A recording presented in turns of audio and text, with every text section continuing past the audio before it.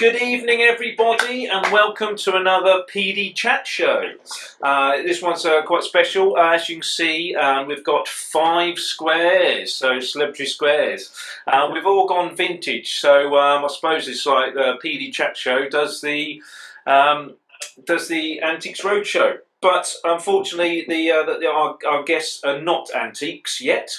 But they are used to actually playing on antique drums. Now, what makes an antique drum? So, first of all, it's from a vintage view tonight. So, hopefully, you'll appreciate hopefully where we're coming from, where we're going to, and everything else regarding drums-wise in the history of drums. So, special guests tonight alongside our regular panels, Rob, Brian, and Pete Kate. So, give us a wave, guys. Hello there.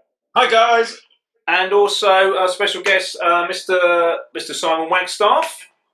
Give us a wave. From John's Vintage Show, and Mr. Tristan Head from Dramatic. So hello, guys. Hello. How you doing? Fantastic. So I'm going to come to first of all, we always have a kind of conversation first, but if you want to jump in, please do in the conversation in the comment box below. Type in there, please say hello as well, because obviously we'd like to see who's watching, and also if we've got anything interesting you want to put to the panel, then that'd be fantastic. So if you're watching on replay, please hashtag replay, and by all means, if you're watching for the first time, please go to PalaceDrumClinic.com to see what it's all about, like our Facebook page, and also like everything that we do. There's some amazing stuff on there. We've been running these for a few weeks now, and it's all good. So thank you very much. And so first question comes to Simon, our special guest. In your eyes, what makes the drums vintage? I think sort of anything to 25, 30 years would be vintage, or classed as vintage. The main ones being sort of all the people generate towards Slingerland, Ludwig, Gretsch. There's something at Sonar. There's a guy called Dave Prince who collects Tristan drums, who's got probably a bigger collection than Ingo, I think. An amazing collection. I think what I love about it is there's so many guys around the UK, well, all over the world, but mainly the UK, that collects specific, brands. Like, I generally collect Slingerland drums because I just love Slingerland. That's just me. I do have some Ludwigs, but mainly Slingerland. There's a guy called Doug McLeod up in Manchester, and he collects some Premier drums, and he just loves the mahogany Duraplast kits. Yeah, the Ringo, the first Ringo kit. But he's got so many of them. It's amazing. But he's just passionate about it, and that's what I love about it. I fell into it because just by chance, really. I remember buying the Jeff Nichols book, the drum book, the Jeff Nichols book, and seeing the Radio King kit in there, and the Radio King snare, and just thinking, wow, fell in love with that. And then I got one bought one from Gary Alcock, who we all know and love, and just went from there. And I think it's about the passion, it's the romance of it as well, really. I think drums haven't changed at all, really. For years and years and years, the only thing that's really changed is the hardware. And some vintage hardware, only some, is still really, really good. But a lot of it isn't so great. But the drums themselves are just amazing. The wood that they used to use, all that was available then, 50, 60, 70 years ago, it appears to be a better quality, and the process of making them is changed as well. So, and if you get a solid shell now, it costs you an absolute fortune as well. That's the thing. I know some kits can be very, very expensive, but for me, it's the romance of that, and I'd love to know the history behind all of the kits that I own. So I find that fascinating as well. Who's, where they came from, and some I've got some backstory to, but not completely. And I love that kind of thing. I always always interested to find out about that. Yeah. So fantastic, Tristan. Obviously, you've got Dramatic shop. First of all, what have you got in your shop at the moment, and what is basically vintage to you? Yeah, that's quite a hard one. In the shop at the moment, I think I've probably got about 25, 30 kits that are sort of sale kits, and then probably about 60 or 70 snare drums. Everything ranging really from sort of like 1900s kind of stuff, and then I've got stuff up to sort of like the 90s, 2000s, and some more modern bits creeping in. So there's like a real selection of like what you'd call like fully vintage, like 1920s snares and cymbals and kits and stuff like that, which are unequivocally vintage, as it were. Yeah. And then there are other stuff which kind of sometimes brings about debates. Like sort of I've got a really nice what is that? That's a 6-piece Yamaha 9000 recording custom in hot red, which is about 1983. And that sometimes brings about, debates. People sometimes like to argue and say, well, that's not vintage, that's 80s or whatever, because, sometimes for people, depending on how old they are, depends on how they view things. If they had something which, maybe they grew up with and they were 18 years old when the Yamaha recording custom came out, and then, 30, 40 years later, they might not actually like to admit to themselves that something they used to use is vintage, which could potentially also make that person describable in the same sense. Yeah. I'd agree with Simon in the sense that usually it's sort of about 25 to 35 years until something is sort of noticeably vintage. But often with that, I find there is a lot of drums that haven't changed fundamentally, but things like Simon mentioned, like the hardware and stuff like that, usually, moves on sort of every 20 or 30 years quite drastically sometimes, sort of thing. So sometimes if you've got a kit which might be, 30 years old, then mounts and legs and stuff like that are just slightly different, and especially in certain periods of time, sort of thing, are much different. And sort of when you're talking about sort of like 60s and before, can be quite flimsy and not hold up to what you'd call sort of modern gigging standards and all that sort of thing. Yeah. And then again, there are some other things like finishes, which is a bit hard now because a lot of companies and stuff have cottoned on to what finishes were popular back in the 60s. And so they're all reproducing these because they know that people want them and people want to buy them. But there are certain classic finishes. If you go down the Ludwig or the Slingerland route sort of thing, you've got the satin flame finishes for Slingerland and the sort of the black oyster pearl for Ludwig and stuff like that. And a lot of things like that do denote, a certain era and a certain feel and a certain vibe to the drums and to the music sometimes themselves, sort of thing. And I think when time passes on and trends have changed and all that sort of stuff has changed, things do become vintage. A bit like with the 80s stuff, that's kind of vintage now, because when you look at it, you're talking big power tom sizes, massive kits, 2 bass drums, 4 high toms, 2 floor toms, these big chunky hair metal kind of kits. And sort of like 90s, 2000s, no one wanted those kits because they were 80s, they're now impractical, they're big, they're kind of like, oh, I've got to lug that all around sort of thing.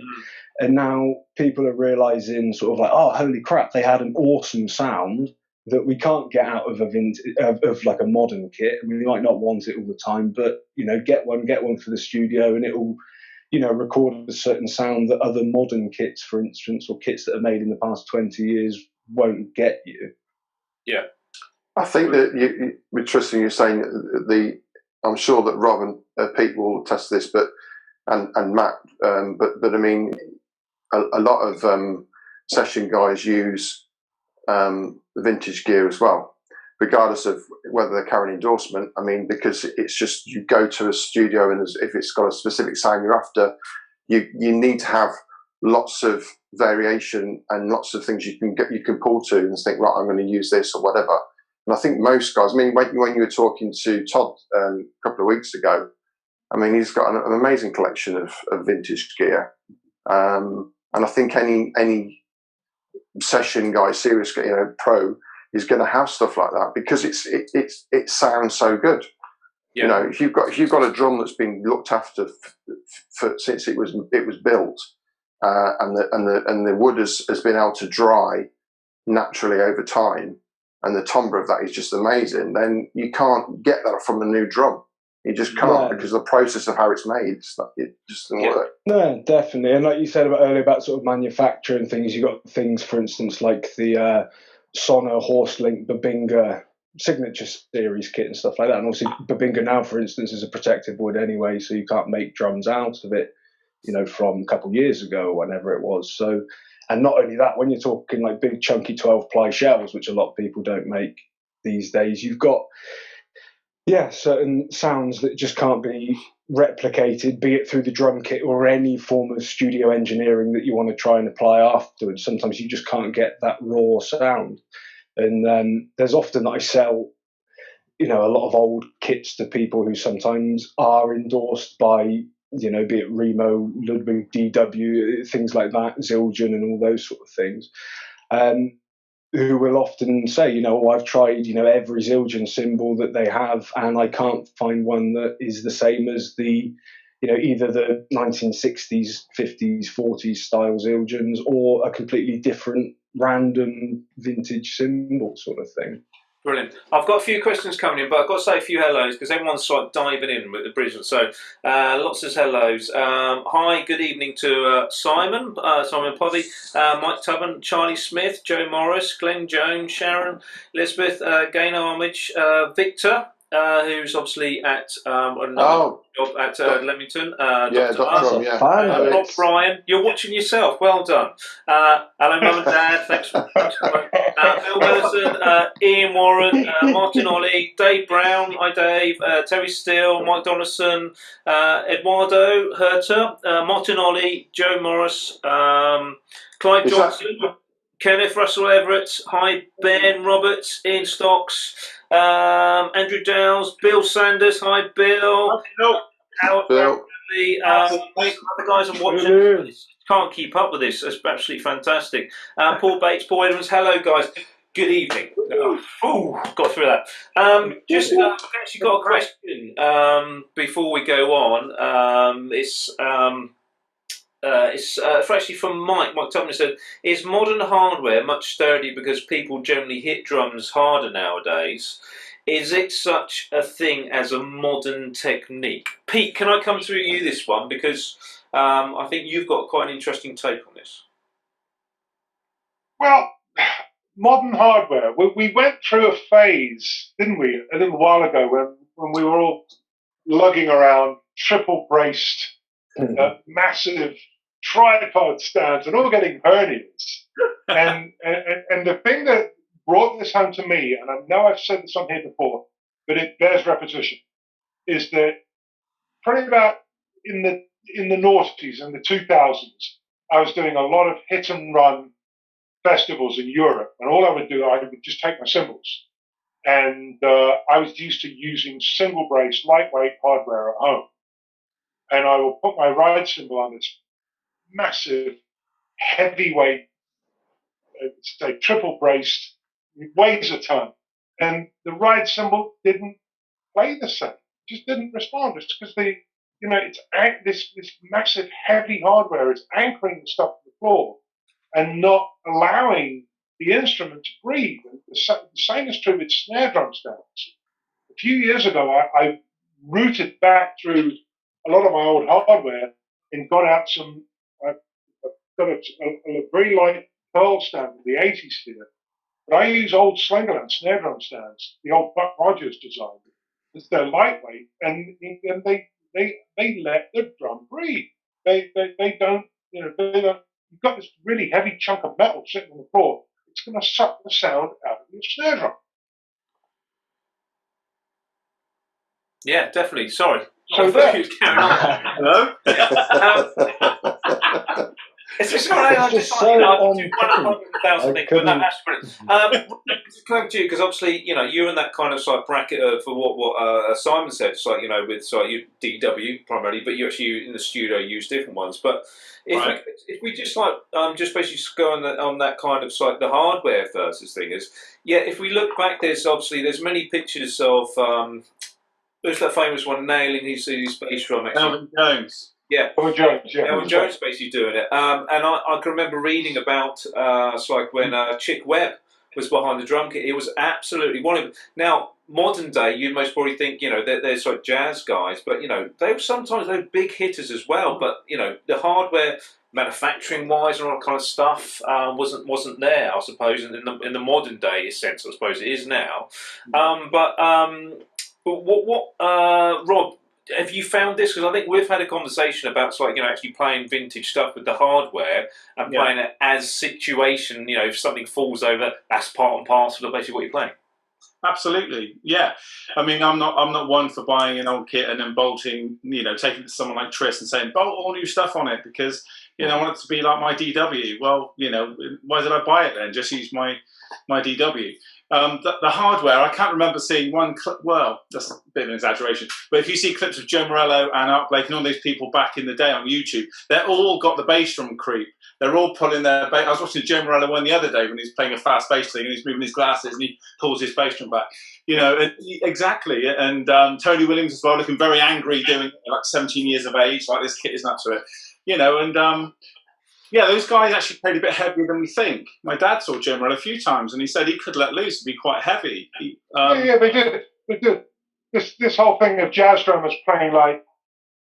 Yeah, it's a lie, isn't it? Yeah. They didn't do that. Philly Joe Jones was a heavy hitter. He is the classic example. He really hit them hard. And he was Bill Evans' favourite drummer. And, figure that out in today's, as compared with today's... criteria.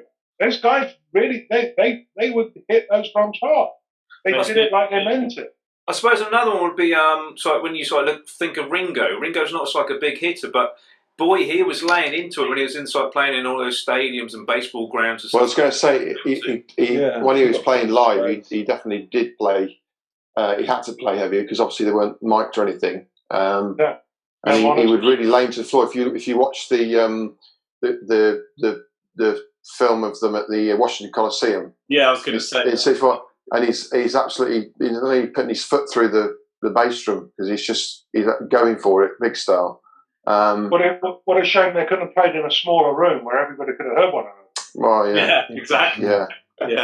But that's what I mean. But Lennon said, didn't he, that they once they'd made it, he said the best sort of gigs they did was before they made it. That sound to actually go and see them. So. Yeah, but I think it's getting back to the bass drum creep. I mean, with all of my vintage kits, I've got a 2-pound weight that I put in front of the bass drum. 2 pounds about that big, and that's for and that kind of work. So Matt, did you say Dave Brown? Yeah, Dave Brown's watching. Yeah, Dave Brown if it's Dave Brown from Wigan, that man has got an amazing collection of vintage stuff. Absolutely amazing. Some of the best vintage snare drums in the UK, without a doubt. Yeah. So hi Dave. I agree. Amazing collection. And Simon, where can we generally see? Well, all being well, where can we generally see these amazing collections? At the Simon John's Vintage Drum Show in October, on the 10th and 11th of October to be precise. But at the moment, it all hinges on the venue. To be honest. I'm hoping that it will go ahead, but it's really down to the owner if he's comfortable by that time to actually open the venue. And I spoke to him about 3 weeks ago, and then obviously things have moved on slightly. But he was sort of thinking that he wouldn't be, but he just said we'll have to review it. So I'm just hoping that we can.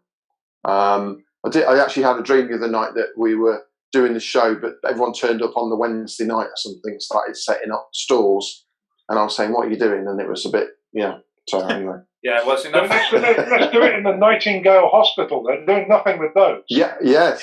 Well, it's a big enough area, isn't it? And there's some beds as well, so we can stay overnight. There's no Yeah. problem. We'll have a little bit to drink and have a little lie down afterwards. Perfect. And there's a bit of oxygen, you know. But, Yeah. but obviously, you can see some stuff in. Obviously, if you're down Somerset, obviously in Tristan's place and in Dramatic. We've got.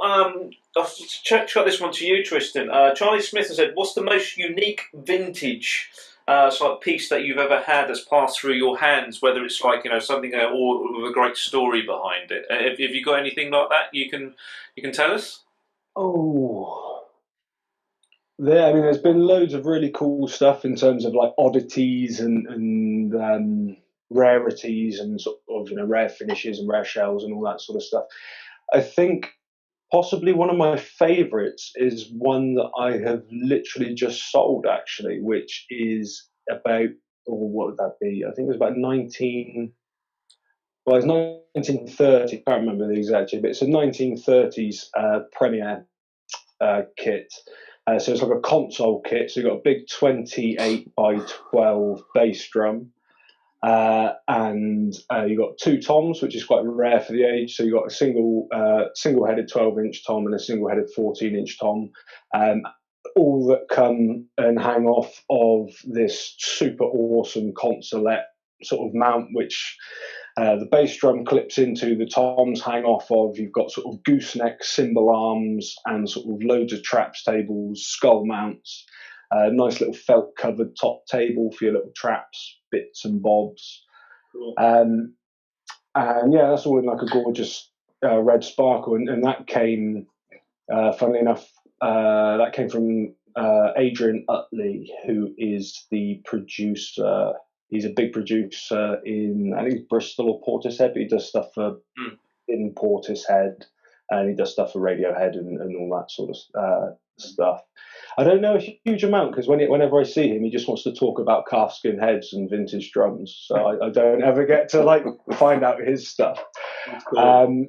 And then I've just sold that to a chap called Sticky Wicket, who is Yeah, we know Sticky. Yeah, so we know Surprise! Yes, yeah. So that went to Sticky. So so that's not maybe the weirdest or strangest, but certainly one of the sort of fanciest in one of the best conditions for that sort of era sort of thing. Because, I mean, realistically, 1930s, in 10 years, that'll be 100 years old sort of thing. Yeah. So sometimes it's hard to forget how old these things are, and you think that's 100 years of someone bashing on those calfskin heads and pushing around the consulate and all these things going into little, clubs and venues. I think one of there have been sort of kits that I've had where, they had like one or two owners from new, and they've been easy to trace.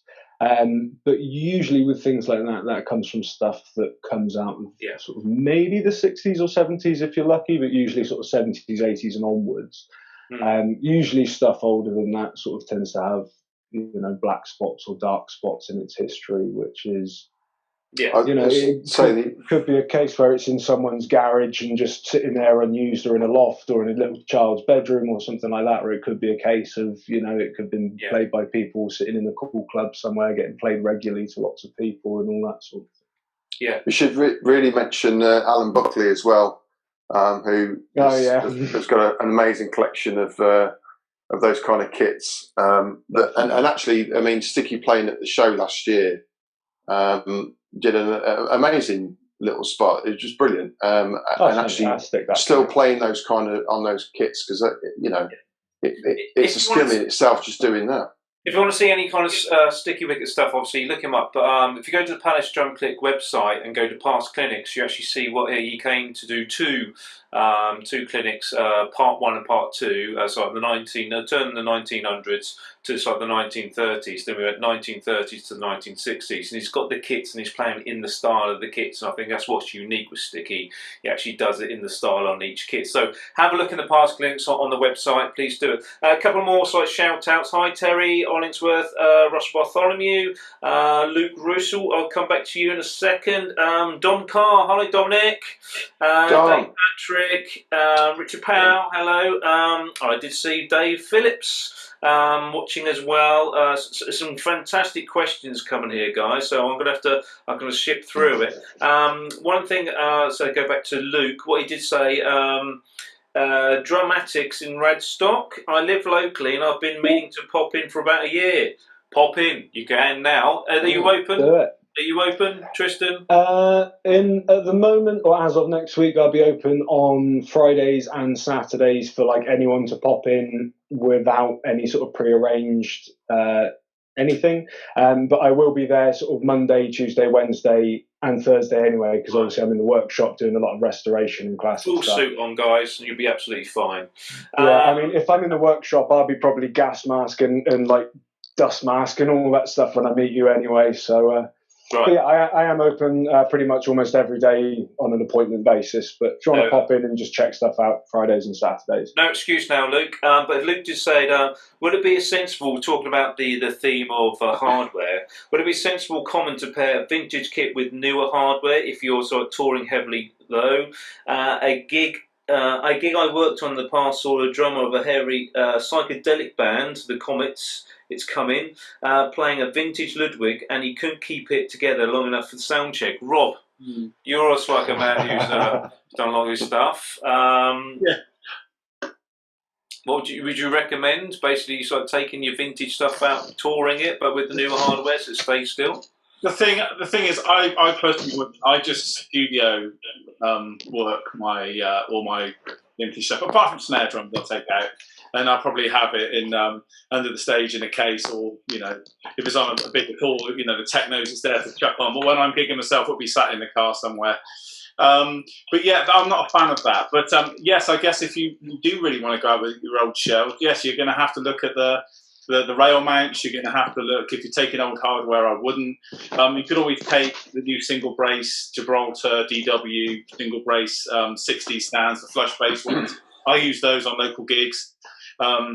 Even some local rock gigs, I'll still take them out because they're still strong enough to hold it. So you could take those out if you wanted it to look right. You could take those out as well if you wanted to keep that 60s look. So from the audience, they think, oh, they're 60s stands, but they're modern vintage, Yeah. And you'll never...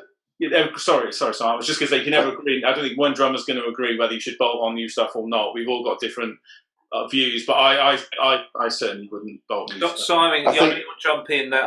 People most probably aren't aware you're actually in a band that's like a retro 60s band. And do you basically like go authentic in that band?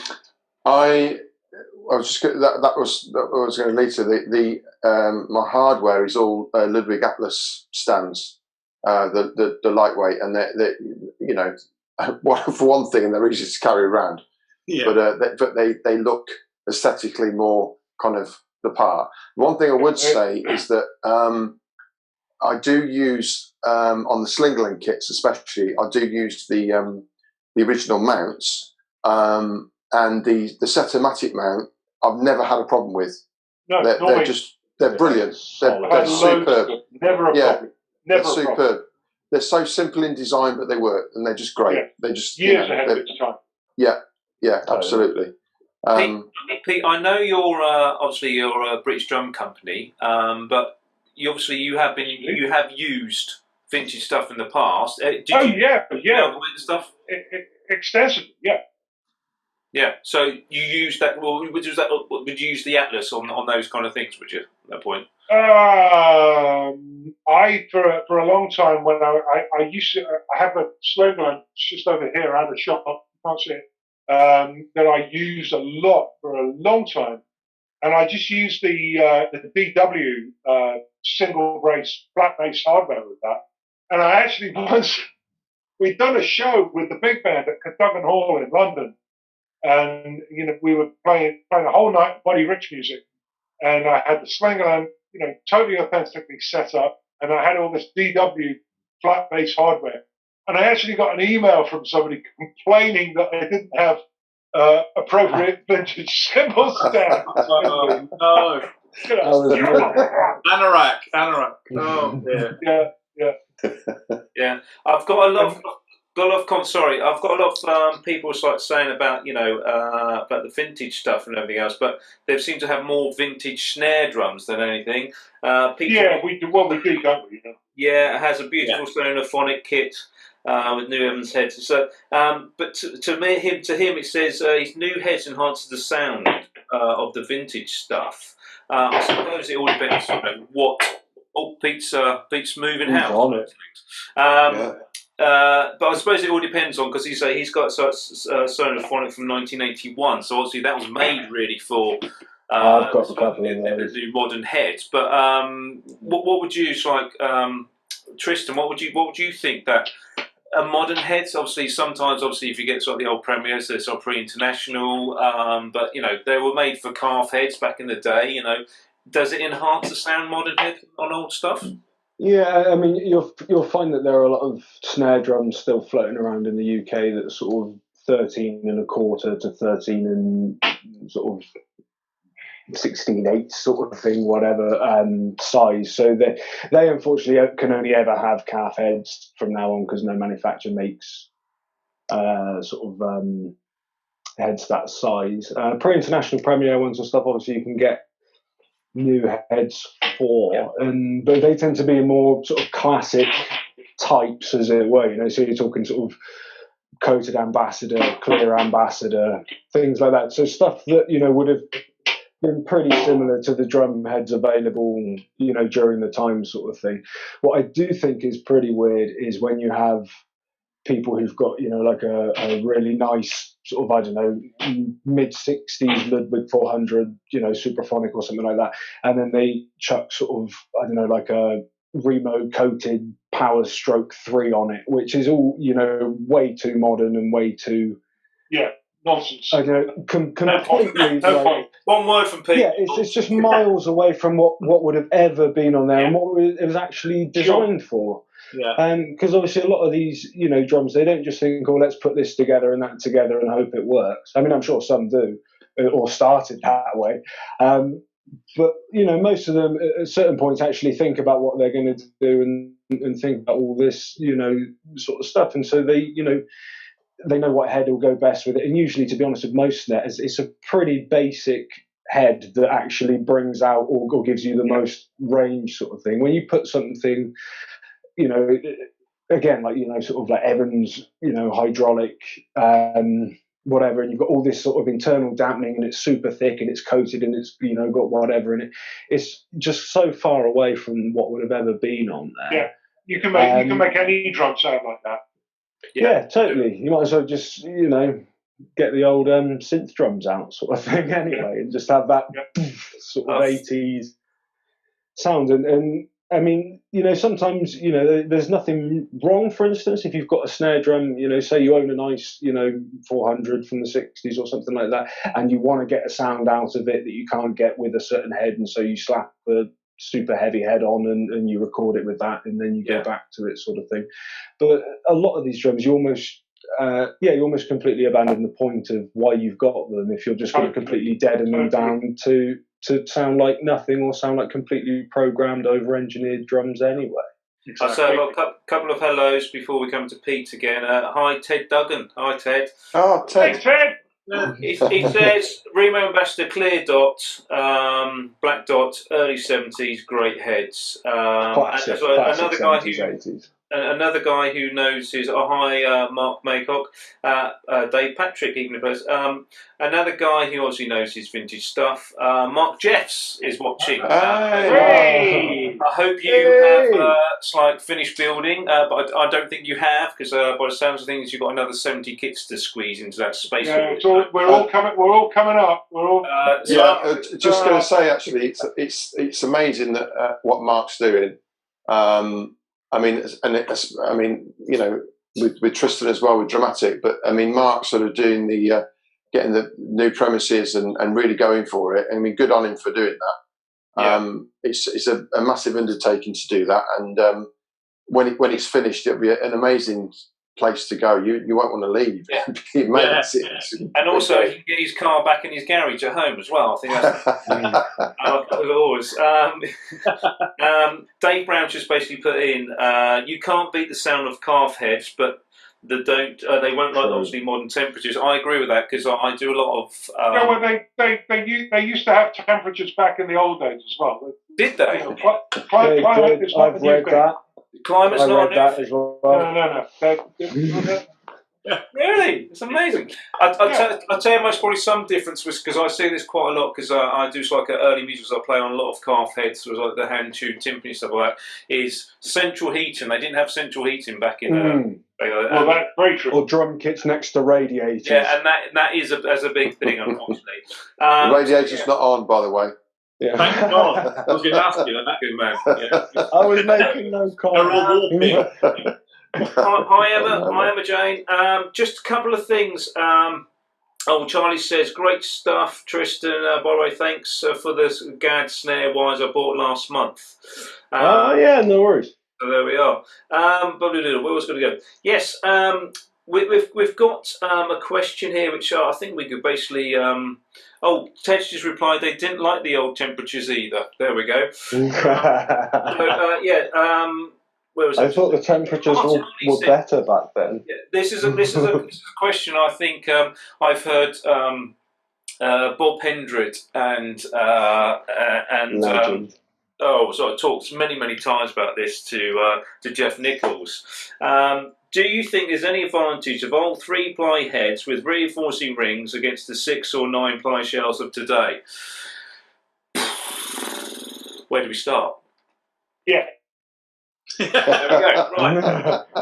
There we go. Thanks, Pete. So yes, there we go. No problem. You got it. And why do you think that is, Pete? Then to expand? Well, because it's like cymbals. If you get a really thin ride cymbal, it sounds and responds completely differently to some of the. You think of some of the ride cymbals of the 1980s that were really heavy. And Zildjian Earth Ride and stuff. Yeah, the Peisky Rude, exactly. Oh God! They were all fundamental and no harmonic. And if something is really thick and dense, it's going to have all the front of the note and none of the back of the note. Yeah. And a thin shell will behave exactly the same way as compared to a thick shell. It's just basic science. Really, it's a no-brainer. Yeah, no, absolutely spot on. So I hope that's cleared up. As I say, I don't think I own anything like really that thick at all. So I don't think I'd be able to carry it around personally. We've got another great question, especially Charlie Smith. Thank you very much for your questions, guys. They're actually fantastic this evening. Charlie Smith, following the Todd Sucherman's premiere from the last few weeks ago. If you weren't watching, we had Todd Sucherman on from the States. We did a PD countdown, which is another little thing we've been doing with everyone. He says, to the panel, concert toms, yay or nay? I'm going to come to Rob first. Well, I would normally say nay, but I've just been recording some music that really required it. And a friend of mine, Mark, had a Phil Collins concert tom premiere kit.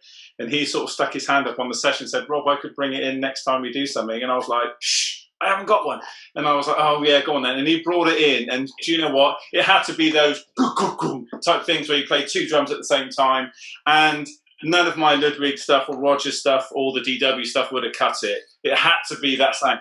And the tracks sound amazing for it. But whether I'll take it on a gig tomorrow or anything else, no, probably not. But to have it in the armory of stuff, if I could afford the space to put it somewhere, then yeah, I'd probably have one sat there, a concert tom kit, yeah. But it would only be for that one reason. I wouldn't sell everything else for it because I love two-headed drums only. But the right thing, brilliant. Good, Simon, yay or nay? I think we're depending on in the context they're being used really. What Rob was just alluding to, I think. They've got their own sound, and depending on what your sound is and what sort of concerts usually, what band you're in or whatever, how you're using them depends on that. I mean, I wouldn't use them personally, but that's just because I wouldn't have any use for them for what I play in a 60s tribute band. It doesn't really work. But that's not to say that they're not there, haven't got their place like everything, and especially as well. you need guys and girls to be collecting this stuff, because if they don't collect it, it'll just disappear and you won't see it. And it needs to be, those sort of things need to be collected as well. Yeah. From a historical point of view, I think. Just my own personal point of view. That's fine. That's a very long nay and Jay. Tristan. Am I? Totally. I mean, if you want to go for that sound, then yeah, go for it. I mean, I think concert toms, like a lot of old kits, have got a specific sound, and it can differ quite a lot. I mean, I've had concert tom kits that are sort of 3-play shells with a top RE ring sort of thing, like early or mid 70s Premier, and then I've had some from sort of late 80s thicker shells, RE rings top and bottom. And again, totally different sound. About a year or so ago, I had this like super awesome catalog page, Arbiter Auto Tune. If any of you remember those, That's a great kit. Oh yes, It was a great kit. I played that. It was awesome. It was cool. I mean, again, you had concert toms 8, 10, 12, 13, 14, 16, and then a floor tom bass drum. And it's monster, and that was huge fiberglass shells. I mean, you can get sound out of that you can't get out of any other concert tom kit anyway. That actually ended up getting sold to Jeremy Stacey, who plays for King Crimson. Really? He's like the big session guy in the UK. I know He's a big collector as well. Massive collector. Very So big again, collector. he came down to the shop and he checked out a load of stuff, and he was like, "I love this kit. I've never heard anything like it. I didn't expect it to sound so good or so unique." And he was like, I want it because I want to record for it. And when someone says I want this sound, he's going to be like, yeah, I've got that kit to make that sound sort of thing. But again, I'm totally with what Rob said in the terms of, would you, if you play a variety of styles of music, would you sell all your other kits and just have a concert tom kit? Probably not. No. But even these days, there are people who surprise you. I mean, Thomas Lang, I was looking at a video of him the other day, and he was touring like a DW concert tom kit that he uses, and it's just, not the sort of person you'd think to use stuff like that. And then when you hear the sounds, it's not, not always that Phil Collins kind of sound that you hear. And sometimes the sounds you hear, depending on how they tune them, heads they use, what shells they are, can, surprise you a little bit. Absolutely fine. Very long yay. Very much. That was even longer than Simon's. Well done. Before I come to you, the couple of hellos. Derek Moore, hello. Vicky Bailey, hello. Nice to see you. Quick answer for me. Yay, if I'm playing an orchestra, I love the 70s concert toms. They sound fantastic for West Side Story. On the actual proper concert toms in an orchestra, and that's where it stays. That was quick. Pete, I know that most probably your answer, but can you give me your answer quickly? Well, you kind of touched on it there, Matt. That concert toms were part of the orchestral percussion family before they ever got anywhere near a drum set. Yeah. If you look back through one of those, they're fabulous. Those late 1960s, early 1970s Ludwig catalogs that are like 150 pages long. Love them. And they called it, they had this thing, total percussion, what they called it.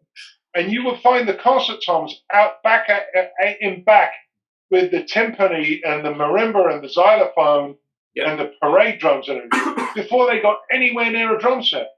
And to me, concert toms is Lalo Schifrin movie scores from the early 70s. It's Harvey Mason going, it's really atmospheric, and it's a particular kind of sound.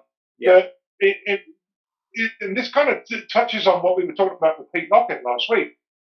For me, new sounds, no. New ideas, yes. I like to play new ideas on the old pre-existing sounds that I have. And in a moment, I'm going to tell you about this snare drum. Well, the thing is, while you're holding it, why don't you? That's why I came to you last. So okay, well, so what is special about vintage drums? Well, the thing to me is that all vintage drums have a backstory. Okay, you might go to Tristan, you might go to Mark Jeffs, or any one of the other great dealers who are out there. And I think they're providing a very important resource and service for the drummer community to bring people into contact. It's kind of like a dating service, Would you like a? Oh yeah.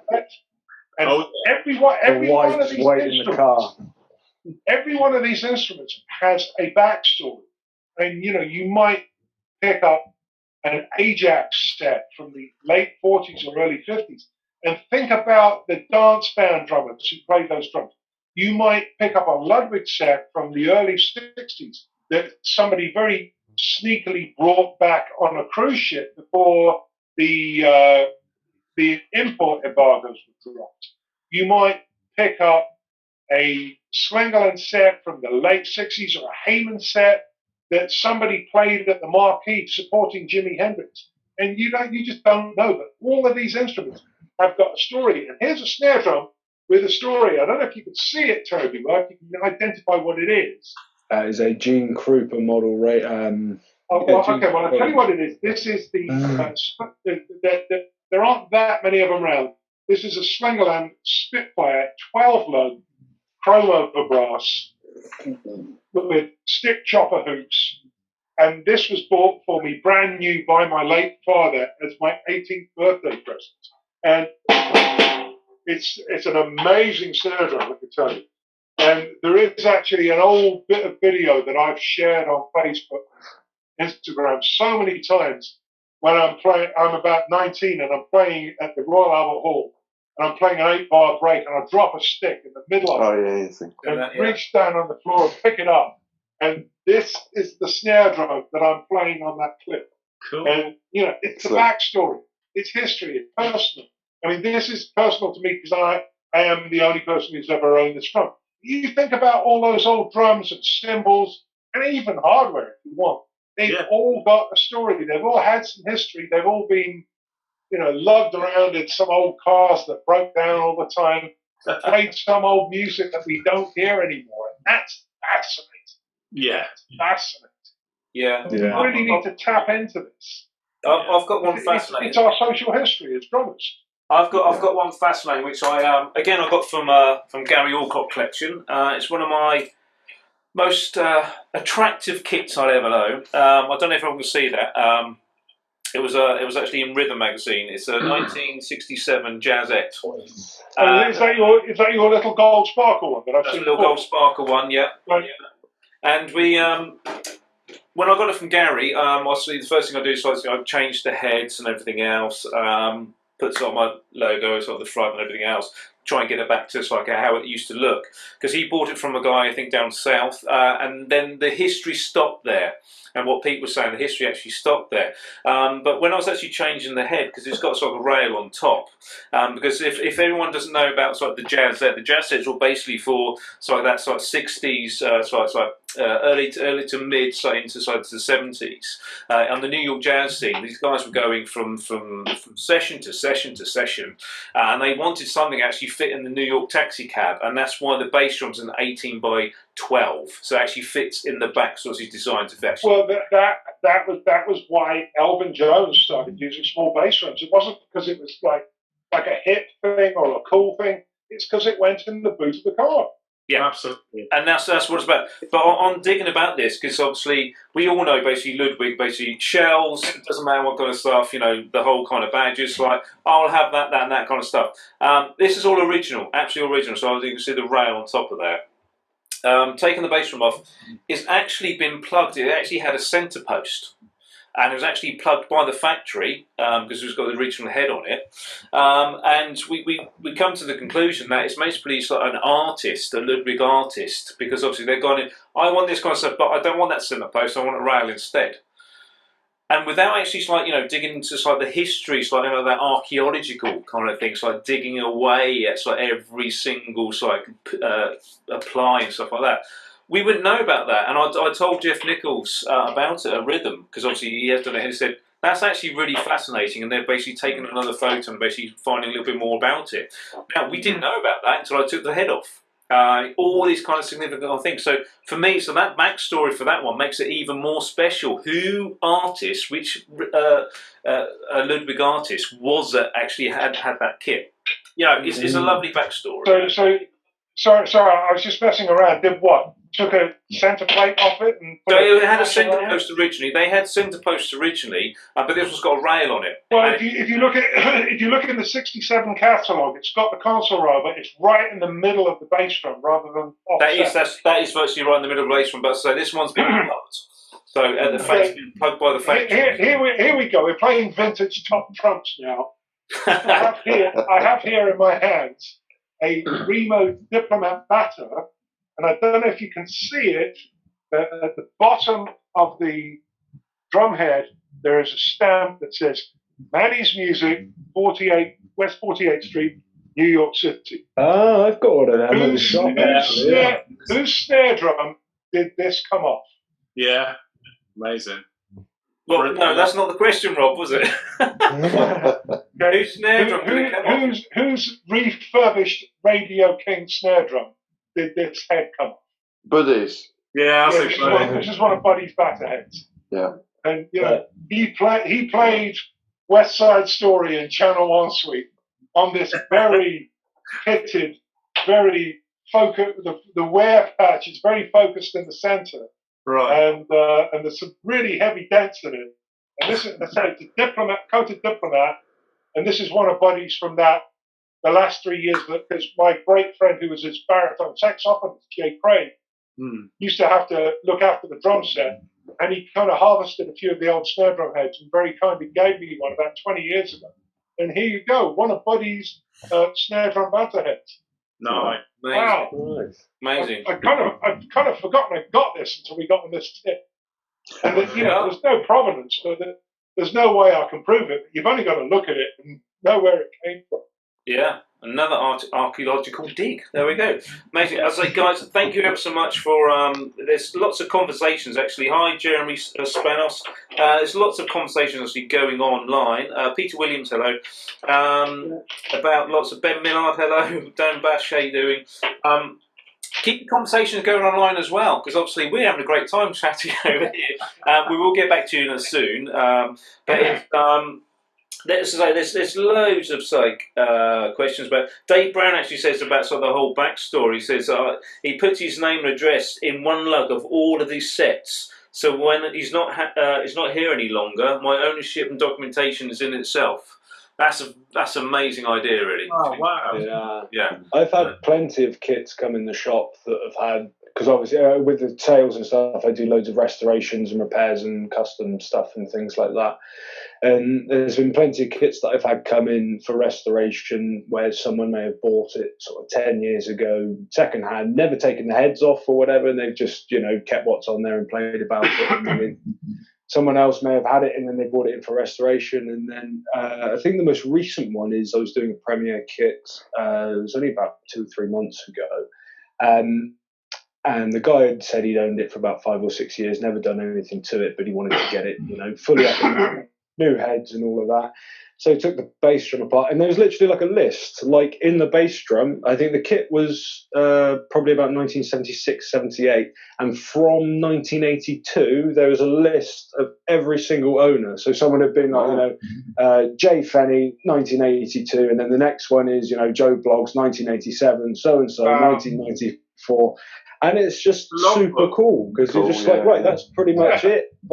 And these days as well, with internet, Facebook, and all this sort of stuff, you can pretty much, if you really wanted to, just be like, oh, I wonder who that person is, and actually check him out. Could be Joe Bloggs, a couple miles away. Could be someone else who's recording or was recording regularly, and all this sort of thing. Yeah, all these drums, they have their own family tree, don't they?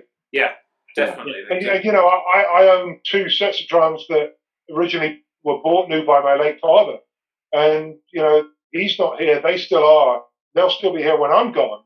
And this is they're such a part of our as I say, our music social history.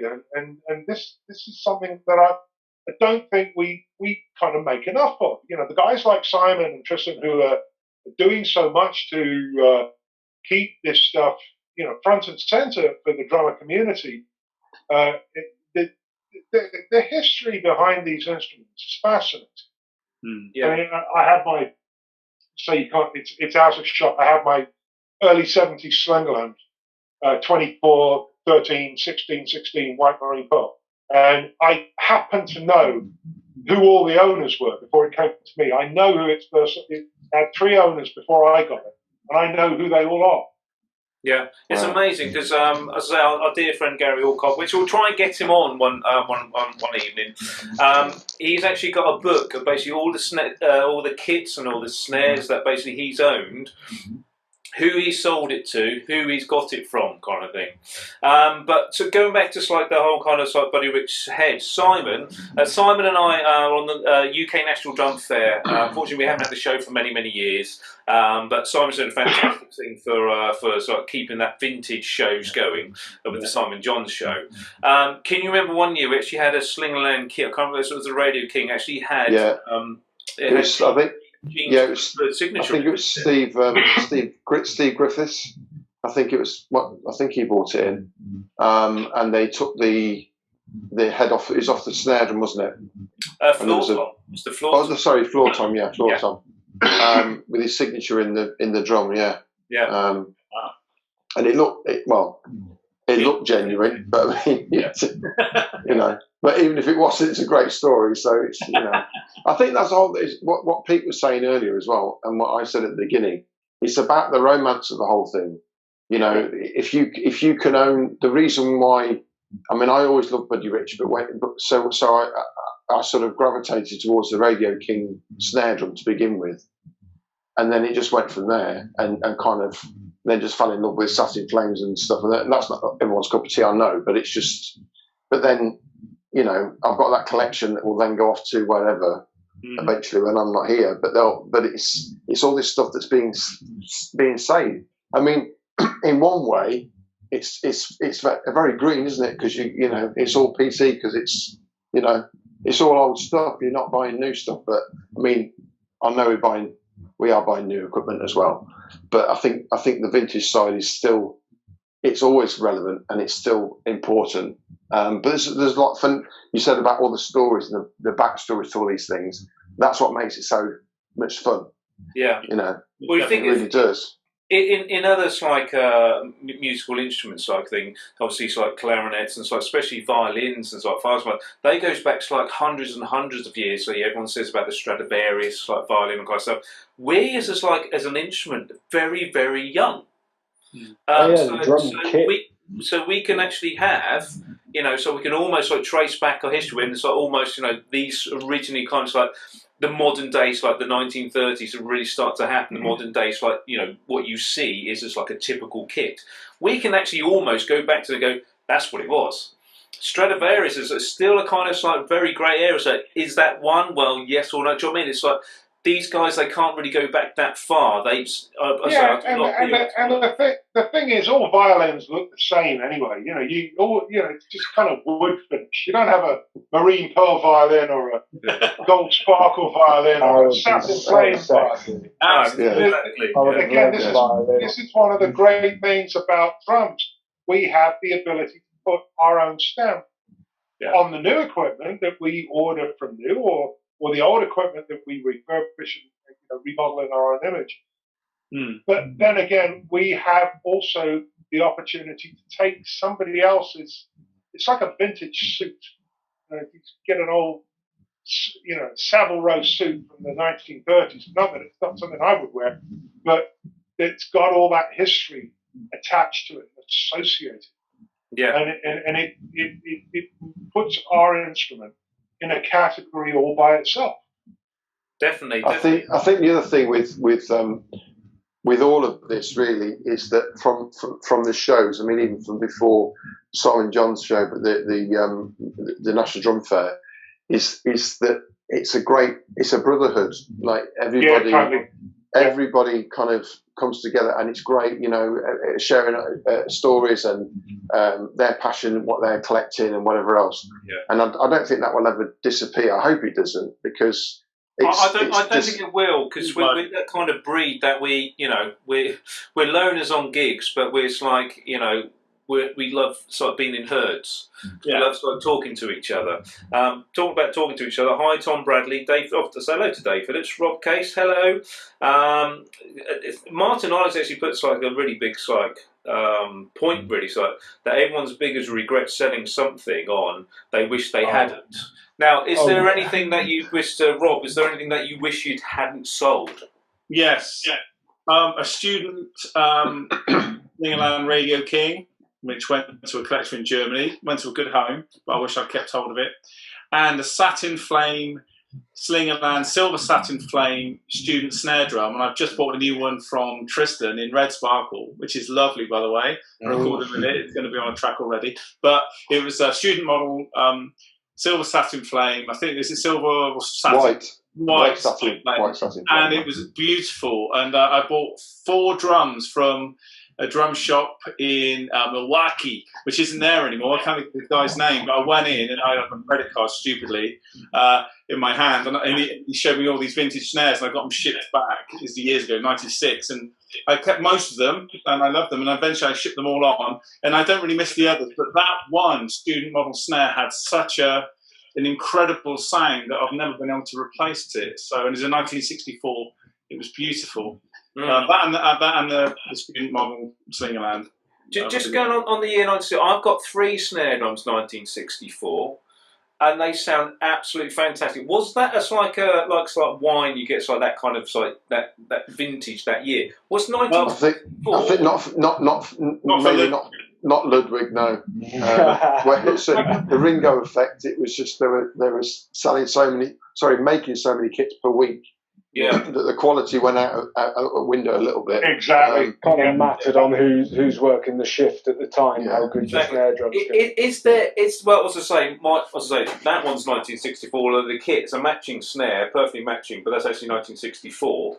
My 400's 1964, but my Gretsch round bass is 64 as well. But they all sound great. 400 sound great anyway. It doesn't matter. But is there a golden year?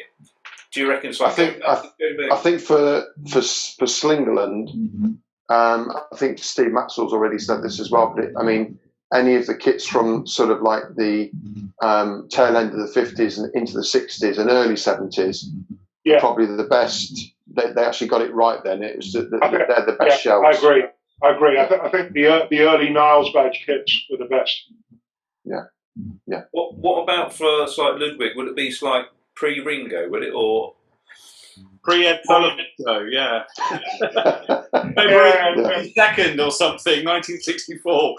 The day. I think it probably picked up after, because they were doing sort of 24-hour shifts, weren't they, at one point? But I think probably by the sort of 66, 65, it calmed down a little bit, and the quality came back in. It wasn't awful, but it was just that they just couldn't keep up with the orders. It was just ridiculous. Yeah, it was unprecedented. Ludwig wouldn't be. They might not even be around now if it wasn't for that whole time, because they had somebody like that. Obviously in the 40s it was Gene Krupa, and then off and on, but Buddy for Slingerland, and then Ludwig with Ringo. It was huge. Mm-hmm. Yeah, where Ludwig was concerned, if you were under 30, it was Ringo. If you were over 30, it was Joe Morello. And then after that, you've got Ginger Baker, and everybody just fell into line. Mm-hmm. You look at those 60 UK drummers that were it was 8 out of 10 cats, when questioned, played Ludwig. Yeah. They had a very small number of guys playing Slingerland or Gretsch. The real out there guys would be playing Camco. Which was imported by a company in Birmingham for a while. And then, of course, there were the guys who were still playing Premier. But, the 60s, 8 out of 10 cats played Ludwig. But even then, the romanticism of being in England and having a kit from America, which totally. Well, that was Ringo. That was Ringo all over, wasn't it?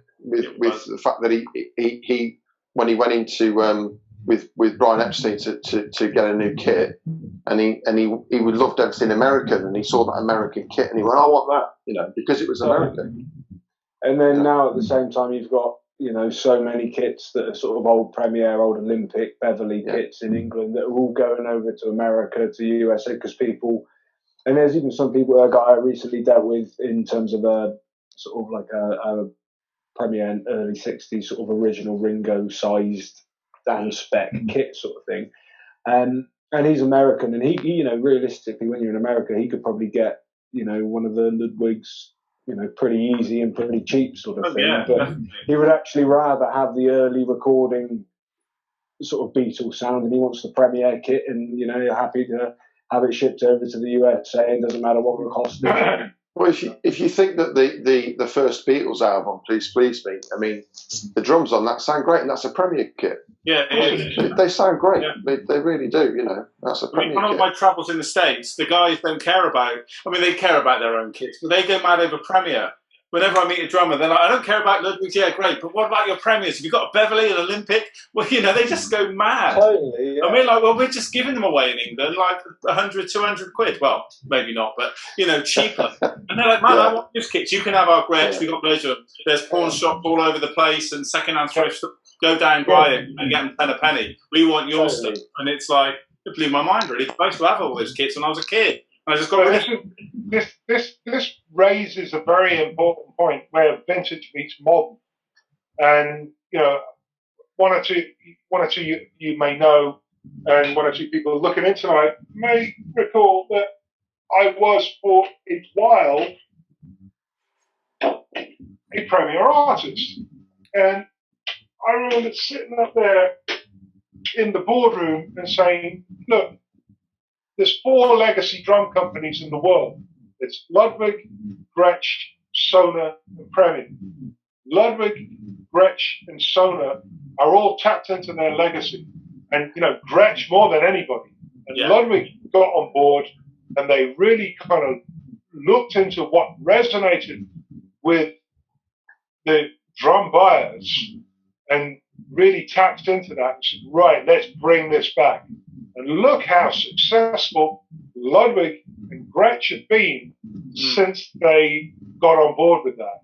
And Premier didn't seem to want to do it. And this is why we now have the British Drum Company, all of which could have gone to Premier. Totally. They didn't want to embrace their legacy, and it was unfortunately, I think a big misstep for them. And I'm sorry that they didn't do that. Yeah, I think we're all sorry, to be honest. Talking about legacy, Glyn Jones said, what do you think about Heyman? Well, we've got a lot to say about Heyman, haven't we? Heyman made great kits. Right. Heyman, one of the hardest thing about their kits is they weren't up to the sort of the production standard of sort of Ludwig and, no, not production standard, production sort of volume as sort of, Ludwig and Gretsch and Premier and stuff like that. So, where Premier and Olympic and Beverly, Ajax, all these other companies were sort of, being able to produce a lot of instruments and a lot of kits and be able to sort of dedicate a lot of time to, say, sort of artists and music and stuff like that. Heyman was, much smaller. So, so much harder to kind of find, but especially in the past sort of like 5-6 years in the shop, I've noticed sort of like a massive demand for Heyman kits and people realising their potential for recording and sound. That one's what Vibrasonics.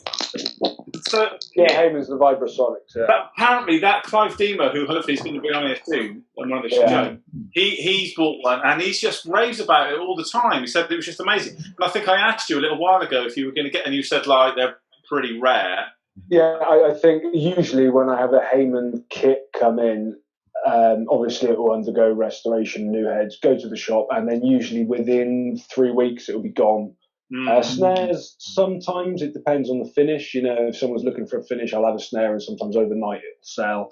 Other times, if it's a bit more of a unique finish or something that's a bit more specific, it might hang around for a couple of months or something like that. There was Sorry, Heyman certainly seems to be one of those companies that they seem to be really small. Once people find out about them, they like fully find out about them, and they're like, "Oh my god, this is amazing! I'm going to get a couple more Heyman drums and a Heyman snare," and they get into that pocket of finding something, knowing what's good, and then getting really into it. But they don't have the publicity that other big sort of vintage drum companies have, I find. Of course, Heyman was the brainchild of one of our greatest British, Ivor Arbiter, who had Drum City in Shaftesbury Avenue, who was the importer for Tristan, who was the importer for Ludwig, and he saw an opportunity to make his own drums. And then he went on to the auto-tunes. Yeah, and then he had 2 yachts sitting in the Mediterranean, the Jolly Rotter and the Jolly Rotter 2, for Ivor's. I've got a story actually. It's a school that I work in. The head of music, he said, "Oh, there's been a kit donated to the school by a parent." I said, "Okay, He said, "But it looks a bit old to me," and it was a Heyman kit.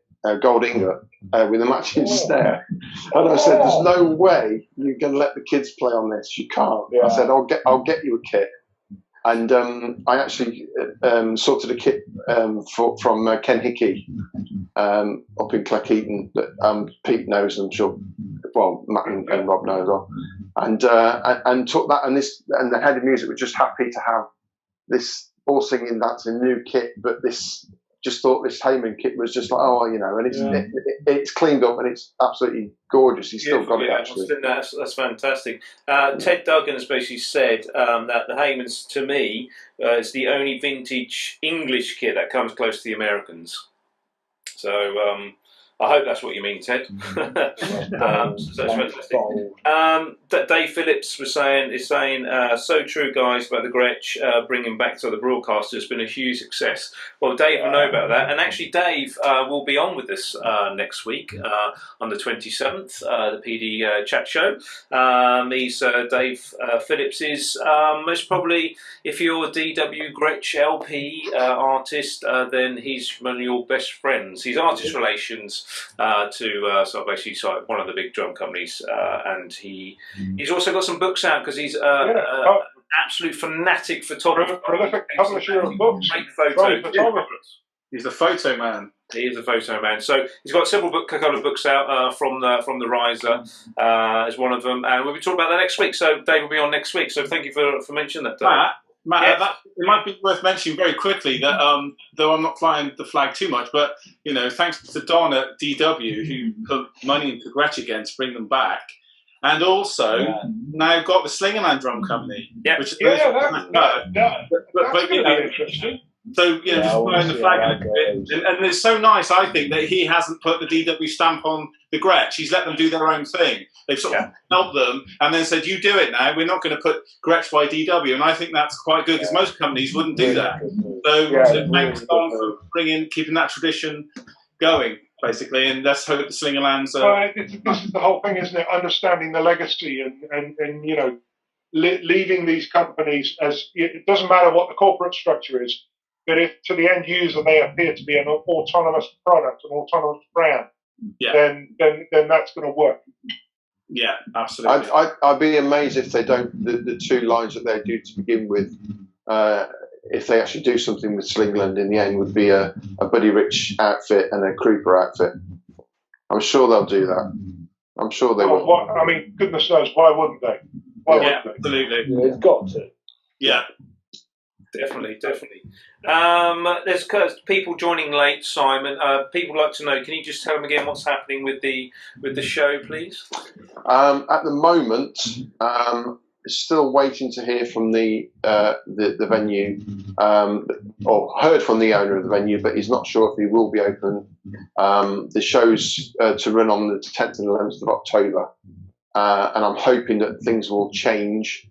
But it just depends on what happens, obviously, with everything that's going on at the moment, unfortunately. I hope it will go ahead, but if it doesn't, we will definitely be there next year because the venue is... Sorry?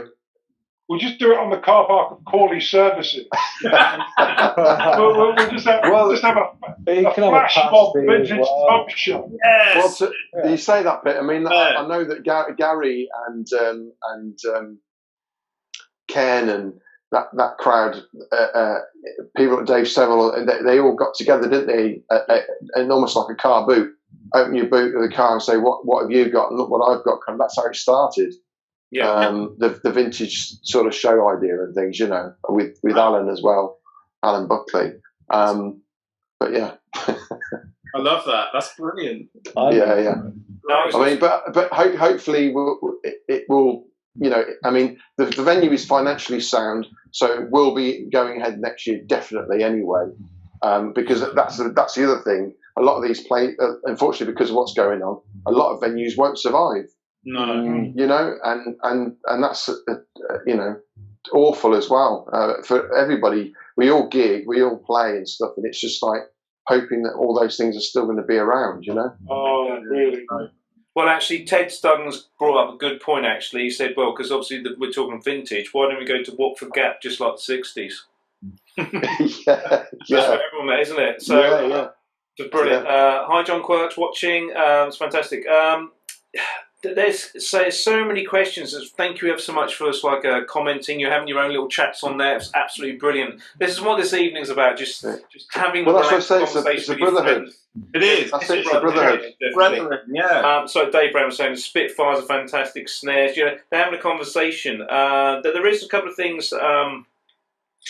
Can we Peter Williams has said, no, we're talking about mainly vintage drums, but what else do you think of new cymbals and that? That may be for another conversation, another evening. So thank you for that question, but we can most really get onto that as another conversational point on another PD chat show. One thing I would like to mention, because I don't think anyone's asked us yet, about our own, I think Rob actually says what you've actually got, but our own personal vintage collection. Now, Simon, can I come to you first, because you're almost peacocking behind you, stuff you've got. What? Just so anyone knows, if anyone knows Simon is a Slingerland person, and I think we've come to the realisation he may have the biggest Slingerland collection in Europe.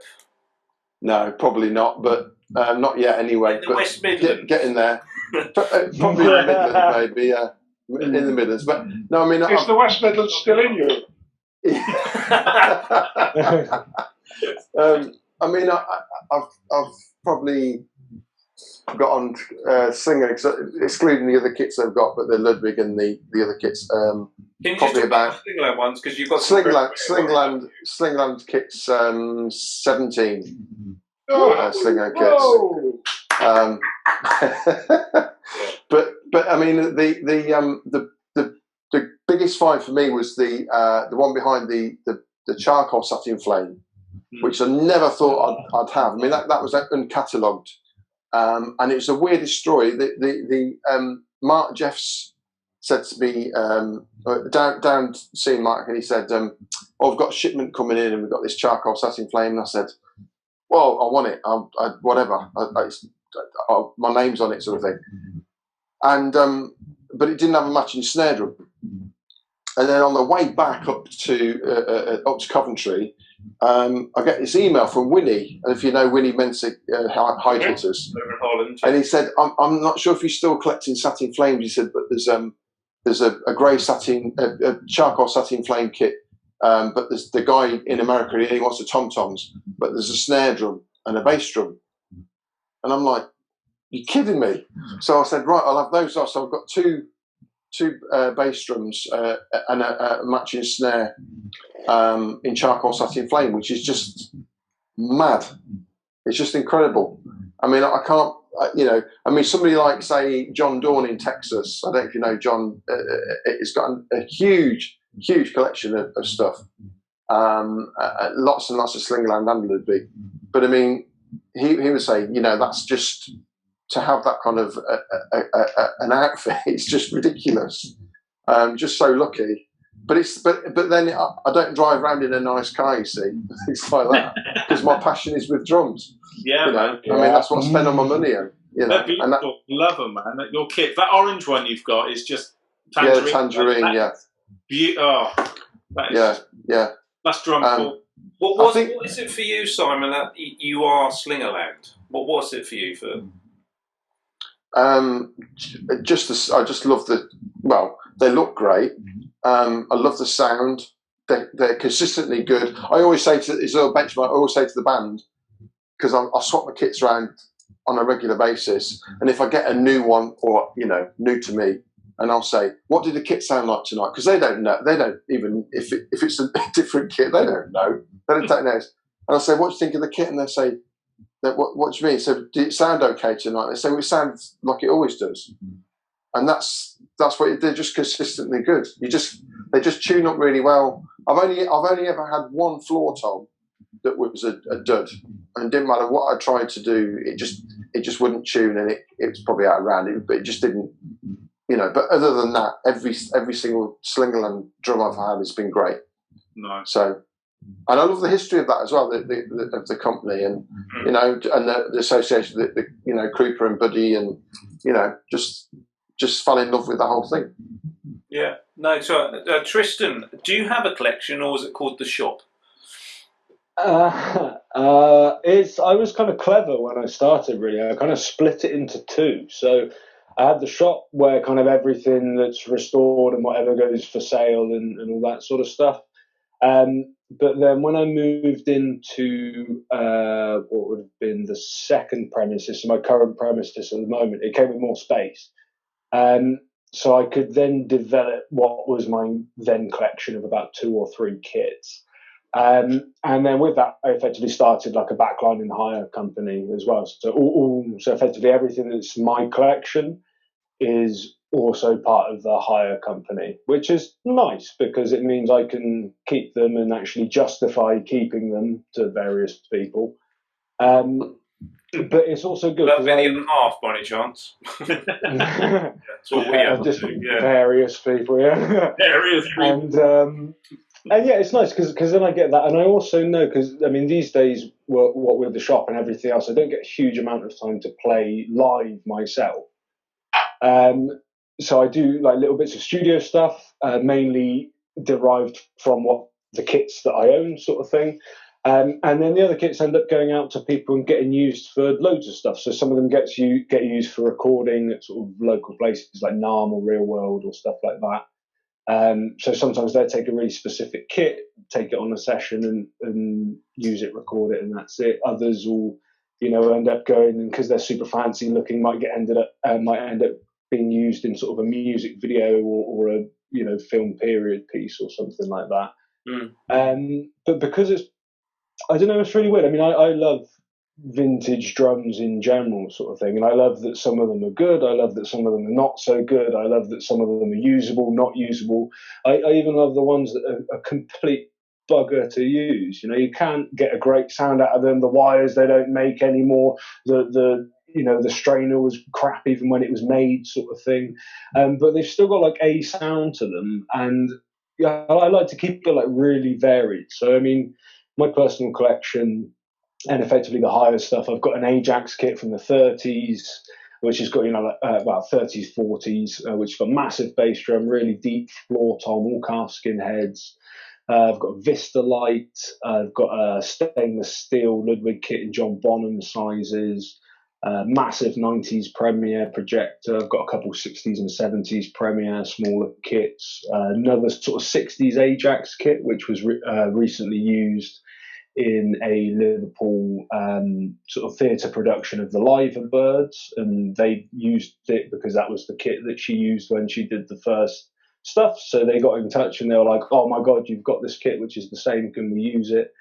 And that's really cool because it then goes out, people see it, and they know the stuff, and it's just that kind of does it for me. But yeah, so loads of various kits, loads of snare drums, spanning from about the 30s, 40s to about the 90s, mid 90s. So basically, I like to keep it varied. I like to appreciate kind of every era, every decade, every change and stuff like that. I love having a kit from the 50s, which sounds amazing, even though the tom mount might be pretty damn rickety and you think that the whole thing's going to fall apart at any time, yet it hasn't for the past 70 years, thank God. But that's nice. And then I love the sound that I get. I've got a really, really rare Centennial, a Sonor Centennial phonic kit, which is in a wrap, which they only did, I think, about 3 or 4 that are in the world. And it's like super massive, like, late 70s, 80s sound. It just sounds absolutely huge. And I love that. And the whole thing is like absolutely solid. It weighs a ton. It's a monster. And it's just like, yeah, I love it. And from like a playing point of view, I think, which we've kind of already touched upon, is that kind of physiological and psychological feeling that you get when you sit behind a certain drum kit. I mean, if someone put out like a Slingerland kit, white marine pearl, did the Buddy Rich L arms, had the 2 floor toms, you cannot sit behind that and not bust out some rim shots and not just play like Buddy and not feel in a completely different headspace. Same as if you sat down behind a massive premiere concert tom kit like Rob did. You can't not get in that Phil Collins headspace and just think, yeah, I've got some killer tom fills now and I can whip them out and just get them in there. And I think a lot of these kits just put you in a completely different psychological place when you sit behind them that can just alter your playing, your interpretation, your creativity. And it can just bring on a whole new level. So yeah, my collection, as it were, is varied. I like to keep it varied. Sexy, or as we like to say, the disease. Yeah. Hi, Philip Montez, watching things right. I'm a bit aware of the time, guys. I will come to Peter and Rob about the collection, but to you guys out there, is the question. Obviously, we're talking about vintage, but what kind of iconic thing do you own or have you seen which is modern? Do you think in 35, 40 years' time it will become an absolute vintage classic? Just put it in the comments there and we'll see if we can read them out before the end of the show. So what kind of iconic drums at the moment that you think will be an absolute vintage classic? Pete, you have a seizure. Rob, you did hit on a couple of ones, but you actually just said you lived with Rogers, and that was it. Can you just expand a bit more quickly for us? Yeah, a 1966 Rogers holiday kit, 2 12 toms, rack toms, and a 14. And I've got a 1960. I did have a downbeat which I sold but it belonged to Mark Fletcher, and then before that it was Neil Wilkinson's, and before that it was one of those kits that came back on the QE2 that one of you guys was talking about a minute ago. I think it was Pete saying guys will go over to Manny's with a Premier kit, leave it there, and come back in the cases on the boat with the Ludwig, and it's all like very hush hush. But I actually sold that one, but to a good friend. A 1968 super classic with a 13, which is a bit like your floor tom, Simon. It's a dog. It doesn't tune properly, so I'm going to take it to Triss's to have a look at it. But that's a white marine pearl. That's a beauty. And Ludwig 400, 402. The 402s from late 70s, I think. 60s, 400. The Gretsch snare I got from you, Dixieland. I like the student models. I've got something about the student model snares because they're the run to the litter. When you've got a 400, a 402, and a load of DWs, sort of more modern snares, which are all killer. I like something which gives you a certain clunk that you can't get from a sort of 8 and 6 lug, sort of to give you that sound. That's why I gravitated toward that Slingerland. When I was in Milwaukee, I bought 4 of them, I think. But they're my sort of vintage things. I'd like to get more, but I just can't afford it. Yeah. Coming to you, Pete. Yeah, I've got these family drum sets that belong to my dad. That both were handed down to me. 1964 Ludwig Super Classic, 1973 Rogers Starlighter, which is museum grade. I've got all the original heads and everything. I've got a very interesting early 80s Ludwig set that I got to know some of the people at Ludwig through the UK distributors. And this was just about the time that Selmer bought out Ludwig and they terminated Buddy Rich's endorsement. And I said, can you make me, before you lose the spec, can you make me a drum set to the exact same spec that you're making drums for Buddy, but in gold sparkle instead of marine pearl? And I've got that, and it's 26 by 16, 13 by 9, 2 floor toms, gold sparkle. It's been used about 5 times. It's in brand new condition. Wow, I want to see it. I want it. One of these days, I'm going to break it out. And of course, the other one that a lot of people have seen is my 1972 Slingerland 24, 13, 16, 16 and marine pearl, which was It's even been on the television. It's even been on ITV. Yeah, that's the one Ronnie- that we can't see. Yeah. Okay, guys. To say, thank you very so much for this evening. I've got some ones that are coming in again. Unfortunately, your Black Beauty doesn't count because that's basically a model that's always basically been there. But the VK snare, very good snare. What's Ted saying? That the ALT. That's obviously, yeah, definitely. They're great drums. Charlie Smith's saying, these guys are basically saying about his vintage gear. I thought it was basically about stuff. As I say, there's a lot of stuff. There's a lot of rage at the moment, which obviously we're running out of time. But for Japanese vintage as well, isn't there? So because obviously that's which obviously we haven't touched on because obviously we've just been to almost like English versions is like America at the moment. But there's obviously fantastic stuff coming from there. So questions were basically, and I'll come to each one of you. What modern, basically, drum at the moment, or it could be actually like the Atlantis hardware or something like that. What kind of like drum or cymbal hardware is going to basically, in your view, going to be a vintage classic in the next, it's like within 40 years? So, Simon, I'll come to you first. Well, I actually owned a snare drum for this company. They don't exist anymore, but it's still. And I should have kept hold of it because it's a great drum. Brady. They made some great drums. Very good. Build quality was excellent, and I just think that they will sort of stand the test of time. If they're well made, they'll and they're going to be quite scarce as well, I think. So if you can get hold of a complete Brady kit, it will be, quite sought after because they are really good. Yeah, should have just kept hold of my snare drum. Well, funny you should say that. Gaynor has actually said that they said it's not classed as vintage, but would love to get my hands on a Brady sheer oak snare. But they're lovely drums. They are actually fantastic. Yeah. What's this one down here? Craviota would definitely be a classic. Pete would love this one, the new British drum company marching snare. So that might be a classic. Tristan, what is, in your view, going to be an absolute vintage classic? I think the Brady ones are going to be up there because a lot of them are made from, again, now endangered woods, so you're not going to be able to get those jarrah plies and all that sort of stuff, and they're solid. But I think the British Drum Company is going to be up there as well because I think that. They've got, they had the Duke and, a couple of their like really cool like one-off snare drums.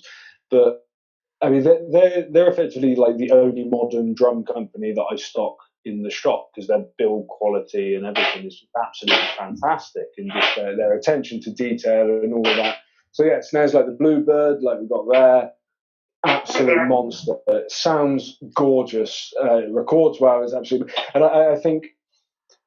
They've got a few things going for them. They're British, so it's nice to have, proper manufacturing back in this country for a drum set after we lost Premier and stuff like that. But just the build quality, the attention to detail is really second to none. So I can see them withstanding the test of time. And in sort of 30, 40 years, people are going to want to be getting hold of the original Bluebirds and the original Lounge series kits and Legend snare drums and all that sort of thing. Yeah. And I think from looking at them, playing them and all that sort of stuff, they're going to last as well because they're absolutely solid and they're going to be around easily in 40, 50 years. Great. Rob, coming to you. I've absolutely no idea. Okay, because I think all the drum companies are making stuff that has either already been done or just new versions of something that's been done. And I think a lot of that romance period is gone. So I think everything now is just fantastic. And whether we have that romance about it, I doubt it. But there you go. There we go. Mike Tubbs says Highwood. That could be a classic. Sakai. Shame about Sakai, Tej. But yes, it is. But they have been bought at the moment. But waiting to see what's happening with them. So wait to see that. Dare I ask Pete? Well, yeah, you may. Go ahead. What do you think then? I will be completely honest, and when I got with, because obviously there was a connection from Premier that became British Drum Company, and they very, very generously and graciously asked me to come on board right at the beginning. And for the first little while, I said no, and I kind of had kept my powder dry for about a year and a half, and then I said yes. And as an artist, as an endorser, as an affiliate of a drum company, to me, it's not just about having a deal. I play these drums because they are the kind of drums I would choose to play. If it wasn't for what Keith and Al and all the guys up there in Stockport were doing, I would probably just be playing vintage drums, because there's nothing that I can think of off the top of my head in terms of modern drums that really kind of I feel the same kind of affinity with that I feel for the British Drum Company stuff. And I'm playing them because I want to play them, not because it's cool to have a deal and have a bit of profile. I play them, I hope, with a great deal of sincerity, because I feel a very strong sense of kinship to what the company is about and what they're trying to achieve. That's why. So if it wasn't for these guys, I'd break out the old Ludwig or the old Slinger or something. So you're saying that the BDC most probably will be your classic of the next 40 years. Oh yeah, probably, yeah. And as Tristan said, in 30 to 40 years' time, these drums are going to be very collectible, and so I will be dead. So make friends with me now, so I can leave it to you, and I will. Well, we should hang out more, mate. Pete has in the future. Just from me, as I say, there's two things in my eyes at the moment that stands out. It's I think it's hands down at the moment. It's the British Drum Company Bluebird snare drum. I think that's just one of the best snare drums I think I've ever basically ever heard, to be honest. And I'm getting one in my life, so there we go.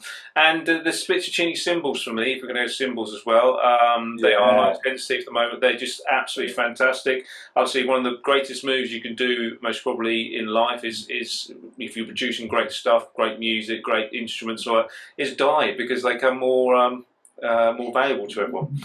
So that's that. So, but guys, thanks again ever so much. As I say, I've just noticed the time. Thank you guys for watching at home. If you watch this on replay, #replay, please go PalaceDrumClinic.com, and you'll see people like Sticky Wicket playing that's like all this vintage stuff. Go and see the Simon John's vintage show, which is vintagedrums.co.uk, I believe, website, and Dramatic as well. Please go, if you're down Tristan's, or just support the shop and other great shops out there as well. Please support them, because obviously they are, although we're going back in time, they are actually our future as well. So it's absolutely fantastic to have you guys talk about a passion of ours we can talk about for hours, and we do talk about hours. So thanks again to our special guests Simon Wagstaff and Tristan Head. Thanks for joining us. I hope it works as a 5. That looks quite nice on the screen. Thank you again for our resident panel, Rob Bryan and Pete Cater there, and thank you all guys for watching. We'll be back next week at 8:30 next Saturday, which is the 27th, and it will be Dave Phillips from Gretsch DWLP Artist Relations. So if you've got any questions regarding endorsements, artist relations, how do you basically the two relationships work, and also hopefully he'll be talking about some fantastic photos he's taken throughout the years, photos that you guys will only wish they could actually be. So that's next week.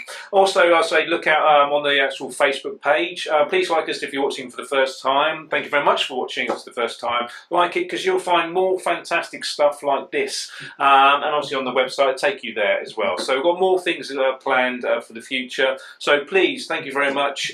Stay safe, guys. And it's a good night from me. It's a good night from them. And we'll see you again next week on the Palace Drum Chat Show. Good night, everybody. And good night. Bye. Good night. Bye.